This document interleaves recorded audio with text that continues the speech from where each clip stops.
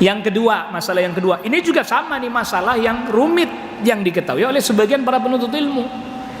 Sebagian lagi belum tahu sholat sunnah qobliyah. Misalnya nih, saya nggak sempat sholat sunnah qobliyah, boleh nggak?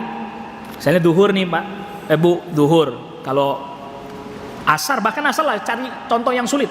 Kalau duhur masih rada ini karena duhur ada ba'diyahnya. Asar, saya belum pernah saya nggak bisa qobliyah asar. Masuk masjid itu diiqamat, langsung sholat asar. Saya biasanya qobliyah asar.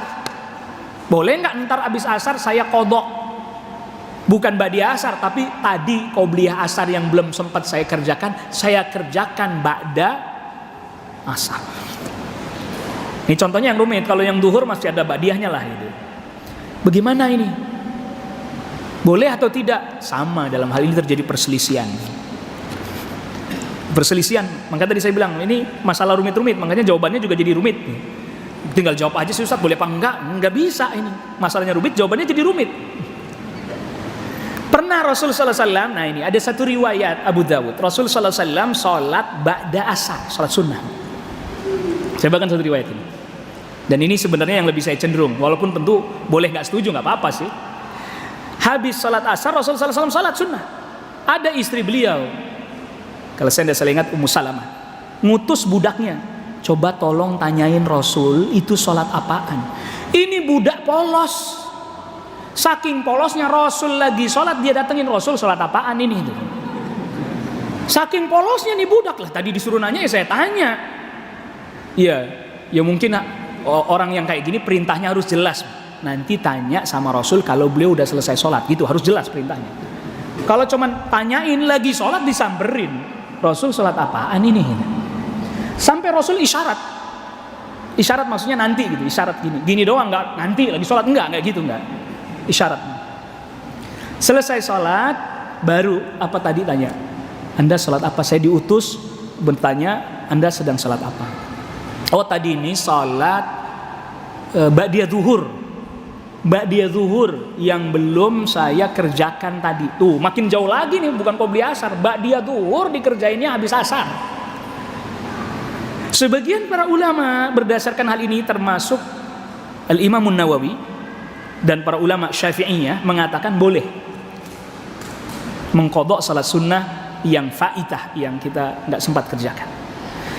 Tetapi ada tambahan riwayat. Akhirnya nih budak balik lagi, lapor kepada Ummu Salamah. Rasul jawab bahwa tadi itu adalah salat ba'diyah zuhur yang belum sempat dikerjakan oleh Rasul sallallahu alaihi wasallam karena ada sebab tamu atau semisalnya, sampai waktu asar. Tanyain lagi sama Rasul, kalau saya yang kerjakan itu boleh enggak? Balik lagi tuh budak tanya lagi.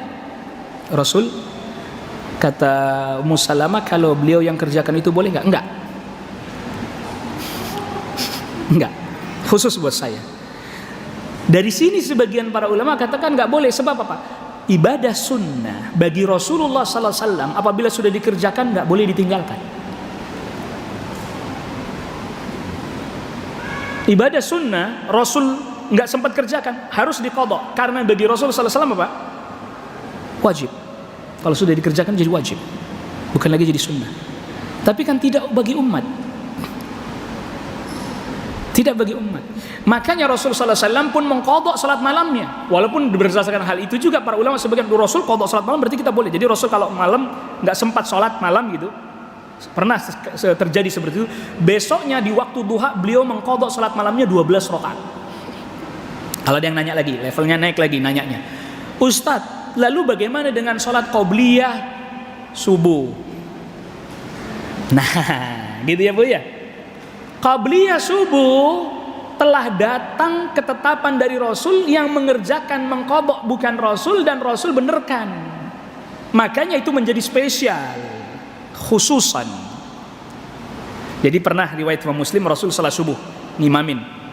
Selesai salat subuh, Assalamualaikum warahmatullahi, Assalamualaikum warahmatullahi, Allahumma antas salam, lalu astagfirullah, Allahumma antas salam, balik badan. Ada sahabat langsung berdiri mau salat lagi. Dan Rasul tahu ini dari awal ikut jamaah. Mau sholat lagi, subuh cuman 2 rakaat. Yang mengingatkan, kok Anda berdiri lagi mau sholat? Subuh itu cuman 2 rakaat. Rasul ini tadi qobliyah subuh yang saya belum kerjakan. Saya nyampe langsung ikut jamaah. Oh ya. Tuh. Jadi yang qobliyah subuh udah ada hadis khusus. Ada hadis khusus yang qobliyah subuh. Yang mengerjakan bukan Rasul sallallahu alaihi wasallam, Rasul sallallahu alaihi wasallam benarkan. Tapi kalau kasus yang lain tadi yang contoh yang lain yang selain qobliyah subuh, nah ini Rasul yang mengerjakan. Lalu kemudian giliran yang lain mau kerjakan, Rasul larang. Di sini nanti diskusi para ulama, apakah dalam bab ibadah boleh dikiaskan sholat rawatib yang lain selain qobliyah subuh bisa tidak dikiaskan dengan qobliyah? Dikiaskan tuh disamain bu hukumnya. Kalau qobliyah subuh aja boleh diqadha, yang lain boleh juga dong gitu kan. Itu makanya tuh jadi pembahasannya jadi makin panjang tuh bu. Iya, makanya ini pelajaran yang bisa kita ambil dari sini, Bapak Ibu sekalian, jangan berhenti ngaji, udah gitu aja dah. Jangan berhenti ngaji, jangan berhenti menuntut ilmu, terus belajar, terus menuntut ilmu. Kita cukupkan dulu ya.